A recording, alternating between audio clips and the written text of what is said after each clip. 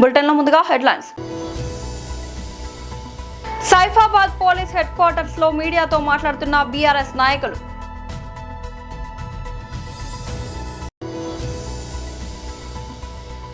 YSRCP central office incharge MLC Lella Appireddy press meet.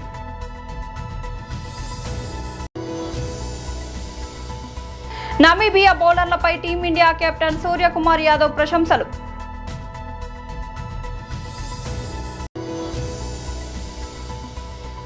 Andhra Pradesh శాసనసభలో deputy CM Pawan Kalyan AP budget session లో మాట్లాడారు. Saifabad police headquarters లో మీడియాతో మాట్లాడుతున్న బీఆర్ఎస్ నాయకులు. ఆదేశాల మేరకు ఈరోజు మేము గౌరవ డీజీపీ గారిని కలవడం జరిగింది. మరి డీజీపీ గారు మీటింగ్లో ఉన్నందువల్ల additional DGP law and order గారిని కలిసి వారికి మొత్తం కూడా వివరించడం జరిగింది. ఈరోజు కాంగ్రెస్ పాలనలో మరి ముఖ్యంగా 89 క్రిమినల్ కేసులు ఎదుర్కొంటున్న ఏకైక ముఖ్యమంత్రిగా దేశంలో పేరొందిన రేవంత్ రెడ్డి గారు, ఆయన్నే ముఖ్యమంత్రి, ఆయన్నే హోంమంత్రి అయ్యి సాగిస్తున్న ఈ దుర్మార్గపు దౌర్జన్యకరమైన పాలన ఏదైతుందో ఆ పాలన వల్ల రాష్ట్రం అతలాకుతలం అవుతుందని చెప్పేసి ఈరోజు మేమందరం కూడా డీజీపీ గారికి నివేదించడం జరిగింది.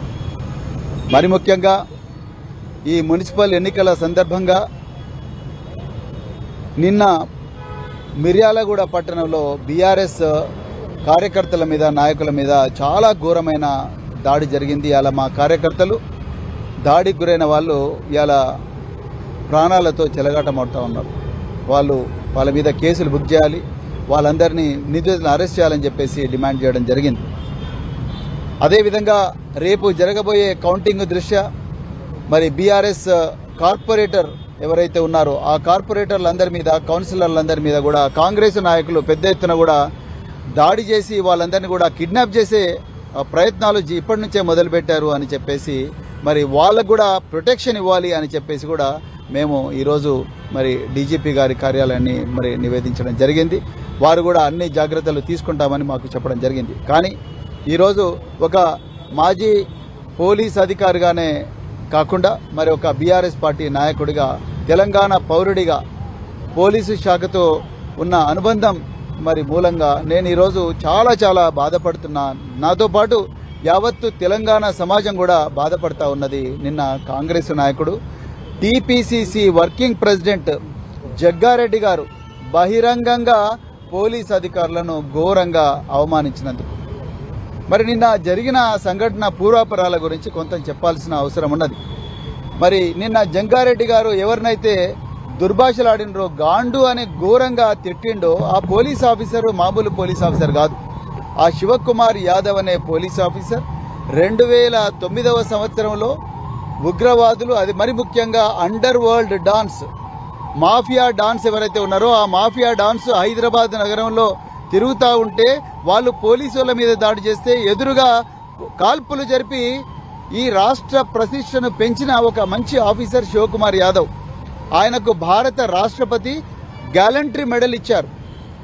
అంత మంచి రెప్యుటేషన్ ఉన్న ఒక అధికారిని, చట్టం ప్రకారం డ్యూటీ చేస్తున్న అధికారిని పట్టుకొని TPCC working president ex MLA Sangareddy Jaggareddy ఘోరంగా అంటే. YSRCP central office incharge MLC Lella Appireddy press meet నిర్వహించారు. తెలుగుదేశం పార్టీ మరి ముఖ్యంగా కూటమి ప్రభుత్వ హయాంలో జరుగుతున్నటువంటి అన్యాయాలపైన, అక్రమాలపైన, ప్రజల్ని వంశిస్తున్నటువంటి వైనంపైన, దాంతోపాటుగా తెలుగుదేశానికి సంబంధించినటువంటి నాయకులు ప్రభుత్వాన్ని అడ్డం పెట్టుకుని దోచుకుంటున్నటువంటి వైనంపైన ప్రజల పక్షాన పోరాటం చేయాలని మా నాయకుడు పార్టీ అధ్యక్షులు జగన్మోహన్ రెడ్డి గారు మా అందరికి కూడా దిశానిర్దేశం చేయటం జరిగింది. దానిలో భాగంగా ఎవరు ఏ సబ్జెక్టు తీసుకున్నా కూడా ఆ సబ్జెక్ట్ వారీగా అవగాహన చేసుకుని అంకెల రూపంలో సభలో మాట్లాడటమే కాకుండా ప్రజలకు కూడా అర్థమయ్యే రీతిలో ఆధారాలు సాక్ష్యాలు చూపించాలని మండల్లో వైఎస్ఆర్ కాంగ్రెస్ పార్టీకి ఉన్నటువంటి నెంబర్ని ఆధారంగా చేసుకుని ప్రభుత్వం చెప్పే అబద్దాలని అడుగడుగునా కూడా అడ్డుకట్ట వేసే విధంగా అందరూ కూడా సబ్జెక్ట్ మీద మంచి అవగాహన తెచ్చుకోమని చెప్పి అధ్యక్షుల వారు చెప్పడం జరిగింది. అంటే ఎవరు ఏ సబ్జెక్టు తీసుకున్నా కూడా బెటర్గా ప్రజెంట్ చేయగలిగినటువంటి పరిస్థితుల్లో, ఎందుకంటే గతంలో వైఎస్ఆర్ కాంగ్రెస్ పార్టీ పరిపాలన చేసినటువంటి 5 సంవత్సరాల కాలానికి సంబంధించి కానీ ఈ 18 నెలల కాలంలో ఈ ప్రభుత్వం ఈ రాష్ట్రంలో చేసిన పరిపాలనకు సంబంధించి కానీ అన్ని రంగాలకు సంబంధించి విద్యకు తీసుకున్నా, వైద్యానికి తీసుకున్నా, వ్యవసాయానికి తీసుకున్నా, మహిళలకు సంబంధించుకున్నా అన్ని కూడా సంఖ్యాపరంగా ఉన్నటువంటి పరిస్థితులు.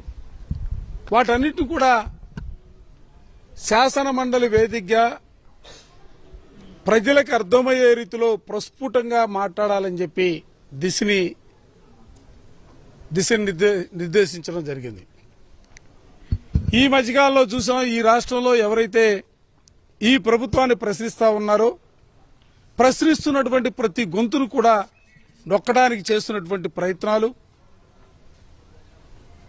వ్యవస్థలను అడ్డు పెట్టుకుని ప్రభుత్వం సాగిస్తున్నటువంటి అన్యాయమైన పోకడల్ని ఎండగట్టాలని, ఈ మధ్యకాలంలో ప్రభుత్వ వైఫల్యాలు మరల్చడానికి సంబంధించి తిరుపతికి సంబంధించినటువంటి లడ్డు వ్యవహారంలో కూడా వాళ్ళు పాటుపడుతున్నటువంటి అన్యాయమైనటువంటి పోకడలను కూడా ఎత్తి చూపాలని చెప్పడం జరిగింది. మీకు తెలుసు, పసికున నమీబియాపై భారత జట్టు ఘన విజయం సాధించిన విషయం తెలిసిందే. ఢిల్లీ వేదికగా జరిగిన ఈ మ్యాచ్లో నమీబియా బౌలర్లు చక్కటి బంతులతో ఆకట్టుకున్నారని టీమిండియా కెప్టెన్ సూర్యకుమార్ యాదవ్ ప్రశంసించారు. కసితో బౌలింగ్ చేస్తూ తమ ప్రణాళికలను చక్కగా అమలుపరిచారని అన్నాడు. ఇషాన్ కిషన్, సంజు శాంసన్ ఇన్నింగ్స్ ప్రారంభించిన విధానం చూసి అది తేలికగా పరుగులు చేయగలిగే పిచ్ అనే అభిప్రాయం కలగడం సహజమేనని అన్నాడు. అయితే పిచ్ అనుకున్నంత తేలికగా లేదని వ్యాఖ్యానించాడు. ఈ పిచ్ పై బ్యాటింగ్ అంత తేలిక కాదని చెప్పాడు. బంతి కాస్త ఆగి బ్యాట్ మీదకు వచ్చిందన్నాడు. శివం దుబే, హార్దిక్ పాండ్యా మధ్య భాగస్వామ్యం భారత జట్టును పటిష్ట స్థితికి తీసుకెళ్లిందని సూర్యకుమార్ తెలిపారు. ఈ మ్యాచ్లో జస్ప్రీత్ బుమ్రా తన కోటా 4 ఓవర్లను పూర్తి చేయడం శుభసూచకమని అన్నారు. ఈ టోర్నమెంట్లో తర్వాత మ్యాచ్కు బుమ్రా సిద్ధంగా ఉన్నాడని చెప్పాడు. అక్షర్ పటేల్, వరుణ్ చక్రవర్తి బౌలింగ్ కాంబినేషన్ను ఎదుర్కోవడం తమ ప్రత్యర్థులకు కష్టమేనని సూర్యకుమార్ యాదవ్ పేర్కొన్నారు. ఆంధ్రప్రదేశ్ శాసనసభలో deputy CM Pawan Kalyan AP budget సెషన్లో మాట్లాడారు. ఆంధ్రప్రదేశ్ రాష్ట్ర ప్రథమ పౌరులు, రాజ్యాంగ సంరక్షకులు, రాజ్యాధినేత justice former supreme court justice S Abdul Nazeer గారు చేసిన బడ్జెట్ ప్రసంగం చాలా ప్రేరణ ఇచ్చింది. ఆంధ్ర రాష్ట్ర భవిష్యత్తుకు బలమైన పునాదులు వేసింది. వికసిత్ భారత్లో భాగంగా వికసిత్ ఆంధ్రప్రదేశ్ లక్ష్యంగా సాగింది. గౌరవ రాజ్యపాలకులు శ్రీ అబ్దుల్ నజీర్ గారు బడ్జెట్ ప్రసంగం వింటున్నంతసేపు ఆద్యంతం భారతరత్న శ్రీ అటల్ బిహారీ వాజ్పేయి గారు మాటలే నా మనసులో మెదిలినాయి. వారు అన్న మాటలు, Bharat needs a government that cares, Bharat needs a government that will reach out to the last person the last. ఆ స్ఫూర్తితోనే గౌరవ ముఖ్యమంత్రి శ్రీ నారా చంద్రబాబు నాయుడు గారి నేతృత్వంలో నడుస్తున్న ఎన్డీఏ కూటమి ప్రభుత్వం దివ్యాంగులకి ఇచ్చే పెన్షన్లు 3,000 నుంచి 6,000కి చేశారు. మంచం నుంచి లేవలేని దివ్యాంగులకి 6,000 నుంచి 15,000 అందిస్తున్నారు. సామాజిక పెన్షన్లు 3,000 నుంచి 4,000కి పెంచారు. రాష్ట్ర వ్యాప్తంగా 63.25 లక్షల మందికి ఈ పెన్షన్ల ద్వారా 2,738 కోట్ల రూపాయలు అందజేస్తున్నారు. ప్రతి విద్యార్థికి 15,000 రూపాయల చొప్పున 67 లక్షల విద్యార్థులకు సంబంధించి 42 లక్షల తల్లుల ఖాతాల్లోకి నేరుగా 10,000 కోట్లు జమ చేశారు. మెగా డిఎస్సి ద్వారా 16,000 ఉపాధ్యాయ పోస్టులు భర్తీ చేయటం, మెగా పేరెంట్స్ టీచర్స్ మీటింగ్స్ పెట్టడం, విద్యార్థుల మధ్యాహ్న భోజన పథకానికి అపరాన్నపూర్ణ మహాతల్లి డొక్కా సీతమ్మ గారి పేరు పెట్టేందుకు గౌరవ మంత్రివర్యులు శ్రీ నారా లోకేష్ గారికి నా అభినందనలు, ధన్యవాదాలు తెలియజేస్తాను. మనకి అన్నం పెట్టే రైతాంగం కష్టాలు, కౌలు రైతుల కన్నీటి కథలు, అప్పులు, మరణాలు విన్నప్పుడల్లా ఆధునిక మహాభారతంలోని పంక్తులు జ్ఞప్తికి వస్తాయి. పొలాల కోరిక ఏమిటి? పంటలు పండించి మనిషి ఆకలి తీర్చాలనే కదా అని దున్నే రైతు అనుకుంటా ఉంటే, అందరి ఆకలి తీర్చడం కోసం దుక్కి దున్నే నాకు ఆకలి ఎలా తీర్చుకోవాలో నాకు తెలియడం లేదు. నా బతుకొక సున్నా కానీ నడుస్తున్నా.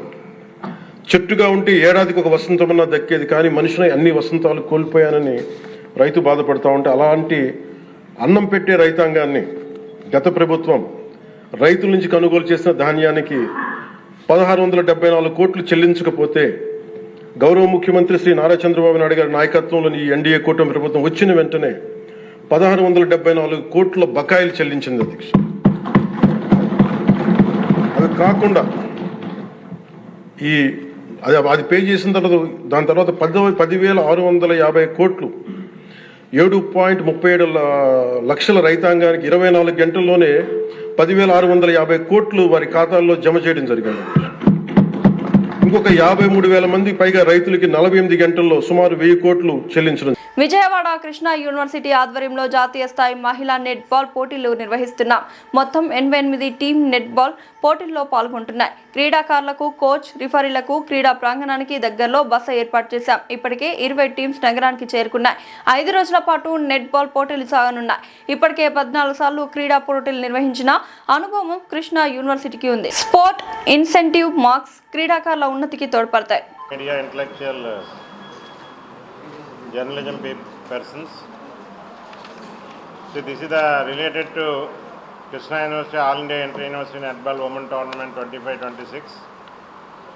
First of all, we are thanking the All Indian Universities for giving the wonderful opportunity to conduct this event under umbrella of Krishna University. We already given press note to you. There around 88 teams are going to participate. As of now, 20 teams already landed in the beautiful city of Vijayawada. And we are receiving them in railway station and bus stand, and keeping accommodation here only. For referrals and other match deciding the team, we are also giving accommodation nearby Stella College, surrounding Stella College. These are the two logistics we already started. And regarding inaugural function, the guests are going to grace the occasion. Our Honorable Sri Nara Lokesh Garu, Honorable Minister Human Resource Development, Information Technology, Communication and Real-Time Governance. He will grace the occasion as chief guest. Then Sri M. Ramprasad Reddy Garu, Honorable Minister Transport, Sports and Youth, Government of Andhra Pradesh. He will be the main guest of honor because concerned minister related to the sports and youth activities. And Sri Kollu Ravindra Garu, as you know, Krishna University catering the needs of Krishna district, NTR district and Elur district, and the other two ministers also we have invited. Kindly they accepted. Sri Kollu Ravindra Garu, Honorable Minister Mines, Geology and Excise, Government of Andhra Pradesh, and Kolsu Parthasad Garu, Honorable Minister Housing, Information, Public Relations, Government of Andhra Pradesh. See, in addition to that, we are going to start some NTR PG Center, supporting other people like our MP Sivanath Garu, Yarlagad Venkatrao Garu, Bonda Umamesra Garu, Government Whips, and Vallabhanen Balsauri Garu, our Member of Parliament, he is also supporting our university like anything, and also the local MLA Gadde Rammohan Rao Garu.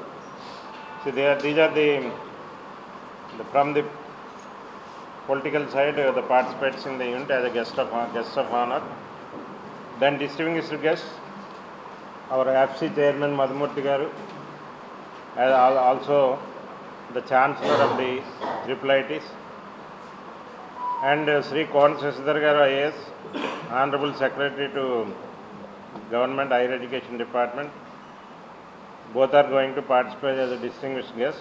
and also our Collector District Magistrate G. Lakshmi Shagaru, and Barney Madam, Vice Chairman, Managing Director SAP, as well as Chairman Sri Animin Ravinayar are also going to participate tomorrow event, and also local corporator, 10th Division corporator Srimati Devaneni Aparna Madam are going to participate. Anyway, from Krishna University, we are our entire family is taking the logistics. I am once again thanking especially the physical director family of Krishna University.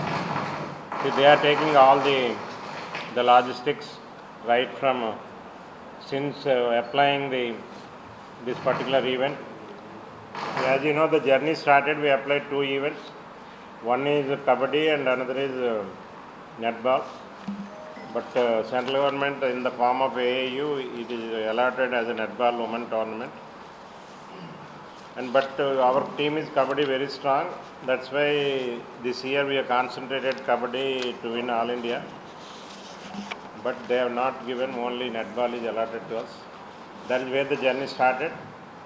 Now tomorrow is going to be land with the inaugural function. The match will be started from 7 a.m. onwards on knockout based, and 88 teams are already registered, and already the fixed table also decided. It is circulated to all the participants, and QR code for railway station route map, as well as to Stella College and bus stand to Stella College, airport to Stella College already given. I think there is no problem in that. So, as you know, it is very nearby to Vijayawada railway station as well as bus stand. And accommodation, food, that is boarding, lodging, everything in the campus only we are taking, because it is a women tournament. We have to take more precautions. See, that we are taking each and every step with the help of the principal madam, Mary Stella College, and their entire family members are supporting in that particular direction. So these are some of the points. I am requesting press and media, please give full coverage. The Vijayawada people also may participate for the tomorrow events from tomorrow to 14 to 18. So this is from my side.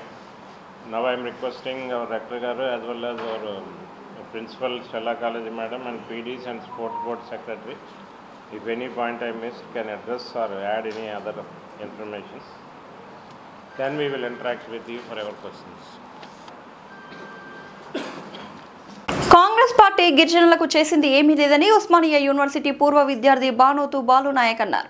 Osmania university arts కళాశాల వద్ద Balu Naik media సమావేశం ఏర్పాటు చేశారు.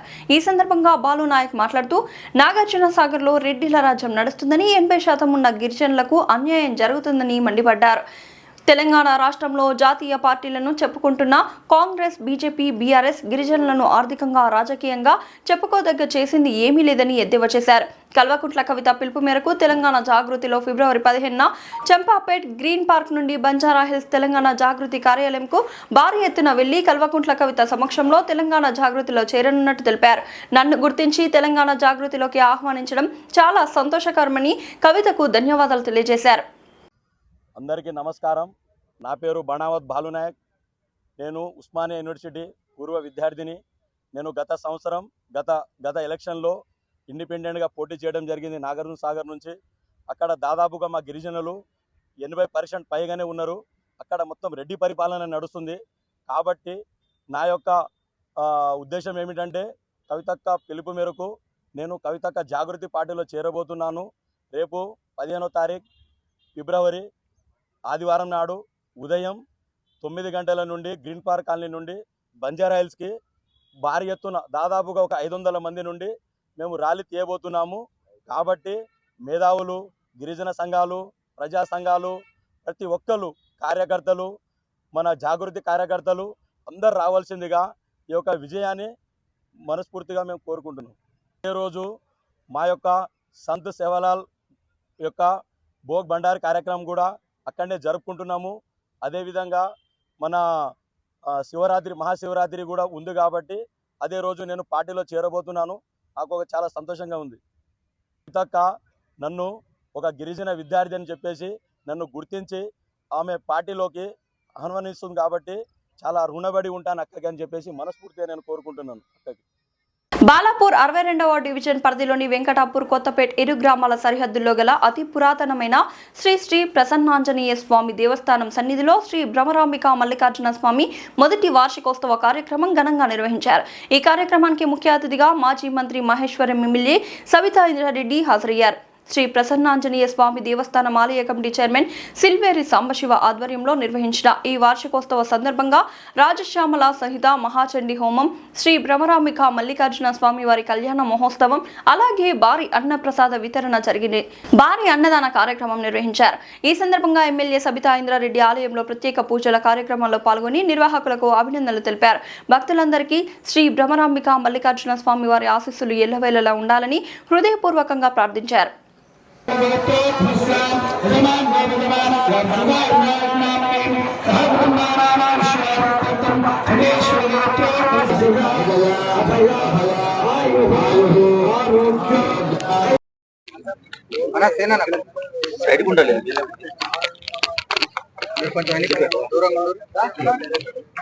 అందరికీ నమస్కారం. ఈరోజు బడంపేటలో Mallapur village లో శివాలయం వార్షికోత్సవం సందర్భంగా రావడం జరిగింది. ఆ శివుడు ఆశీర్వాదాలు అందరి మీద ఉండాలని, ప్రజలందరూ సుఖ సంతోషాలతో ఉండాలని, ముఖ్యంగా మల్లాపూర్ గ్రామస్తులందరికీ కూడా అభినందన తెలియజేస్తా ఉన్నాను. చక్కగా కేసీఆర్ గారు చేసినట్టు యాగం చేస్తూ ప్రజలందరూ సుఖ సంతోషాలతో ఉండాలని కోరుకున్నారు. వారికి ప్రత్యేకంగా భగవంతుడు ఆశీర్వాదాలు ఇవ్వాలని మనస్ఫూర్తిగా కోరుతా ఉన్నాను. నిజంగా శివుడిని కోరుకుంటా ఉన్నాను. ఈరోజు బడంపేట మున్సిపల్ కార్పొరేషన్ ని కానీ సరౌండింగ్ శివార్లో ఉన్న రంగారెడ్డి జిల్లాలో అండ్ మెడ్చల్లో ఉన్న శివారు మున్సిపాలిటీస్ అన్ని కూడా తీసుకెళ్లి జిహెచ్ఎంసీలో కలిపిన విషయం ప్రజలందరికీ తెలుసు. సరే, జిహెచ్ఎంసీలు కలిపితే గతంలో కన్నా ఇంకెక్కువ బాగా అభివృద్ధి జరుగుతుందేమని ప్రజలందరూ కూడా ఆశించున్నారు. గతంలో కేసీఆర్ గారు ఉన్నప్పుడు శివారు మున్సిపాలిటీస్ ఇప్పుడిప్పుడు అభివృద్ధి చెందుతున్నాయి. ఇంకా వాళ్ళకు నిధులు ఇస్తూ బాగా ఎంకరేజ్ చేస్తూ ఇంకొక 10 సంవత్సరాలు వాళ్ళు అట్లాగే ఉంటే ఆ ప్రాంతం ఇంకా బాగా అభివృద్ధి చెందుతుంది. పొరపాటున కూడా జిహెచ్ఎంసీలో కలపొద్దు అనేది కేసీఆర్ గారు మాకు ఇచ్చిన డైరెక్షన్. ఆ రోజు అట్లాగే నిధులు కూడా అట్లాగే ఇచ్చున్నారు. ఎక్కడి నుండో ఏది కావాలన్న నిధులు అట్లా మంజూరు ఇస్తూ కొంత మార్పు తీసుకొచ్చే ప్రయత్నం చేస్తున్నారు. ఆ రోజు శివారు మున్సిపాలిటీస్ కి డ్రింకింగ్ వాటర్ కి 1200 కోట్లు ఇచ్చారు కేసీఆర్ గారు 4 సంవత్సరాలకి, 6 సంవత్సరాలకి, 5 సంవత్సరాల కిందట. అట్లాంటిది ఇప్పటికీ ఇంకా కొంత మంచి సౌకర్యం కలగాల్సిన ఏరియా ఇంకా కొంత ఉంది. అంటే పాత గ్రామ పంచాయతీల పైప్ లైన్ అంతా అప్గ్రేడ్ చేయడం ఇదంతా కూడా మళ్ళీ ఎస్టిమేట్ చేసి ప్రభుత్వం పంపించడం జరిగింది. అవి అక్కడే అయిపోయింది. వాటి మీద దృష్టి పెట్టకుండా, ఎందుకంటే ఇప్పుడిప్పుడే డెవలప్ అవుతున్న శివారు ప్రాంతాల మీద ప్రత్యేకమైన ప్రణాళికతో దృష్టి పెట్టాల్సిన అవసరం ఉంది. కానీ ఈరోజు ఏమైపోయింది, శివారు మున్సిపాలిటీస్ అన్ని ఆర్థికంగా బాగా ఉన్నాయి. వాటి అన్నింటిని తీసుకొచ్చి జిహెచ్ఎంసీలో కలపాలనే ఆలోచనతో ఈరోజు జిహెచ్ఎంసీలో కలిపేస్తున్నారు. కొన్ని కలిపితేనన్నా ఒక ప్రణాళికబద్ధమైన డెవలప్మెంట్ చేస్తారని ఆశించినాం మేము. సరే, ఎక్కడైతే హైదరాబాద్ లెక్కుందో మేము ఇక్కడ కూడా అట్లే చేస్తామంటే అట్లాగే ఆశించినాం. హైదరాబాద్ లో ఫ్రీ వాటర్ వస్తుంది, మాకు కూడా ఫ్రీ వాటర్ ఇస్తారేమో 20,000 లీటర్స్ వరకు. బులెటిన్ ముగించే ముందు హెడ్లైన్స్ మరోసారి. సైఫాబాద్ పోలీస్ హెడ్ క్వార్టర్స్ లో మీడియాతో మాట్లాడుతున్న బీఆర్ఎస్ నాయకులు.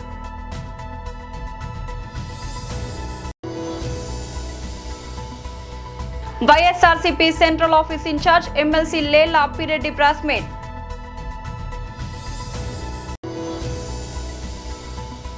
నమీబియా బౌలర్లపై టీమిండియా కెప్టెన్ సూర్యకుమార్ యాదవ్ ప్రశంసలు.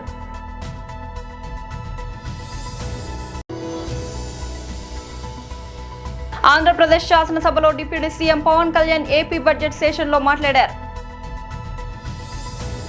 ఇది ఇవాల్టి బులెటిన్ అప్డేట్. మరొక బులెటిన్ లో మళ్ళీ కలుద్దాం. అంతవరకు సెలవు.